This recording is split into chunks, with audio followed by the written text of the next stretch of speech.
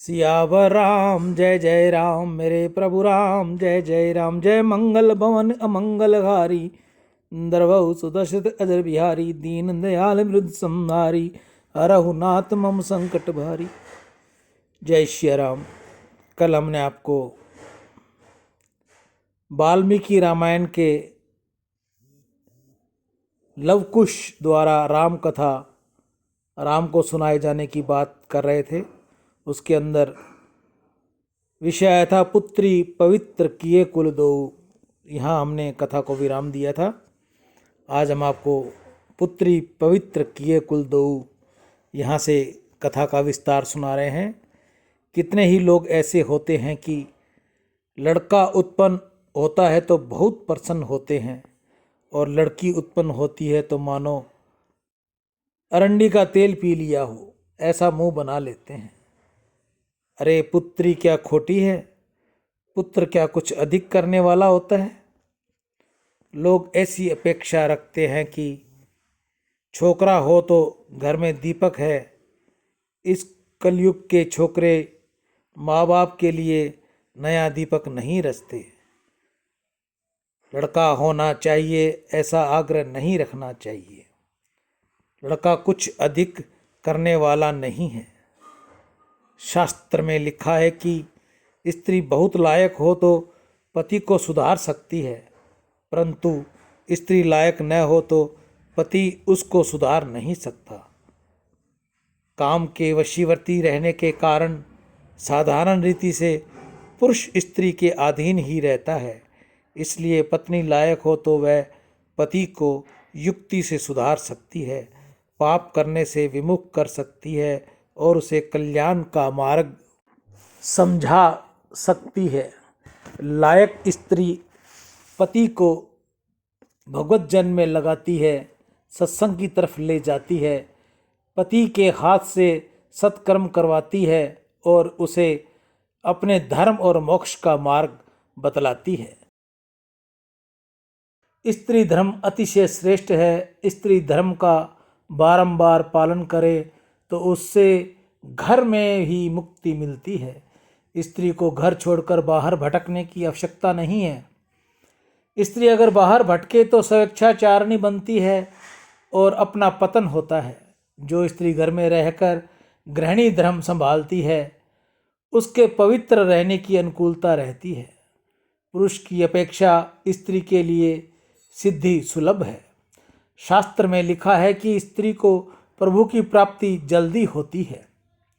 स्त्री का हृदय स्नेह युक्त और आर्द्र होता है, वह प्रभु प्रेम से जल्दी पिघलती है। उसमें समर्पण की भावना होती है। घर के प्रत्येक जीव में ईश्वर की भावना रखते हुए सभी तन मन से सबकी सेवा करे और घर का काम करते करते परमात्मा का स्मरण करे तो बड़े बड़े सन्यासियों और योगियों को वन में रहकर जो सिद्धि प्राप्त नहीं होती वह उन्हें घर में रहकर भी अन्यान्यास ही मिल जाती है। निर्वाह के निर्मित व्यवहार करते हुए पुरुष से जाने अनजाने पाप हो जाते हैं। यह पाप उनके अकेले ही भोगने पड़ते हैं। शास्त्र में तो यहाँ तक लिखा है कि पैसा कमाने में पुरुष यदि कोई पाप भी करता है तो उसमें स्त्री का भाग नहीं होता, परंतु पति पुण्य करे तो उसमें स्त्री का भाग मिलता है। जो स्त्री पतिव्रता है, जो स्त्री पति में ईश्वर की भावना रखकर उसकी सेवा करती है, उस स्त्री को पति के पुण्य में भाग मिलता है। पतिदेव का कहना न माने, पति का दिल दुखाए, ऐसी स्त्री को पति का पुण्य नहीं मिलता। पति में ईश्वर भाव नहीं रखे उस स्त्री को लोक और परलोक दोनों बिगड़ते हैं। स्त्री का धर्म पति की सेवा करना है। पति क्रोध हो, रोगी हो, अशक्त हो तो भी उसमें ईश्वर की भावना रखकर उसकी सेवा करने से स्त्री को मुक्ति मिलती है। रामायण में श्री सीता जी ने कहा है, सियावर राम जय जय राम, मेरे प्रभु राम जय जय राम। जय मंगल भवन अमंगलहारी, द्रवहु सुदर्शित अजिर बिहारी। दीन दयाल वृद्ध संहारी, हरहु नाथ मम संकट भारी। गीता गंगा गौ माता की जय। आज की हरे चारे की सेवा गौशाला समिति, हनुमानगढ़ टाउन, राजस्थान में। दान से अंतःकरण की शुद्धि होगी और भगवत कृपा मिलेगी। आज के दानदाताओं में सत्यनारायण प्रहलाद दास काबरा, अकोला, महाराष्ट्र से। गिरधारी लाल अपने माता पिता स्वर्गीय श्रीमती सुरजी देवी व अमरचंद पवार पाली की याद में गौसेवा। सुंदरलाल जी तोलानी हैदराबाद से गौसेवा। प्रेमचंद जी इंगला, इंदौर से सेवा। अभिषेक भारद्वाज उड़ीसा से गौसेवा। परसोत्तम कुमार शर्मा दिल्ली से।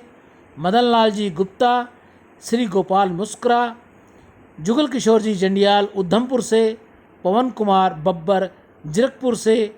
नवीन गोयल दिल्ली से अपने माता पिता की याद में आज हरे चारे की गौसेवा। आनंद बजाज जिनकी आज गौसेवा रही। गौ माता इन सब का कल्याण करे, इन सब के घर में खुशियाँ रखे, सदैव निरोगी काया रखे। वंश में वर्दी दे, हृदय में ज्ञान दे, चित्त में ध्यान दे, अभय वरदान दे। दुख को दूर कर, सुख भरपूर कर, आशा को संपूर्ण कर। सज्जन जो हित दे, कुटुंब में जो प्रीति दे। जग में जीत दे, माया दे, साया दे और निरोगी काया दे। मान सम्मान दे, सुख समृद्धि दे, शक्ति दे, भक्ति दे, शांति दे। ऐसा मैं गौ माता से प्रार्थना करूँगा। आप सभी के घर सदैव खुशियाँ रहे, लक्ष्मी का वास रहे। आज हमारी श्री गौशाला समिति हनुमानगढ़ टाउन में ऋषिकेश से भोले बाबा महाराज जी पधारे हैं, जो यहाँ कथा का हमें श्रवण कराएंगे। गीता गंगा गौ माता की जय।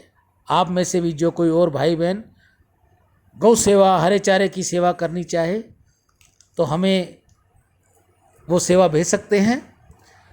हमारी हरे चारे की सेवा 11 या 12 जुलाई तक रहेगी। उसके बाद हमारी यात्रा काशी की तरफ रहेगी। वहाँ कोई सुविधा मिली तो आपकी हरे चारे की सेवा वहाँ भी हम करेंगे, अन्यथा आपकी जो सेवा होगी वो हमारे पास जमा रहेगी। पूर्णतः दोबारा जब गौ सेवा चालू होगी तो आपकी सेवा उसमें लगा दी जाएगी। राम।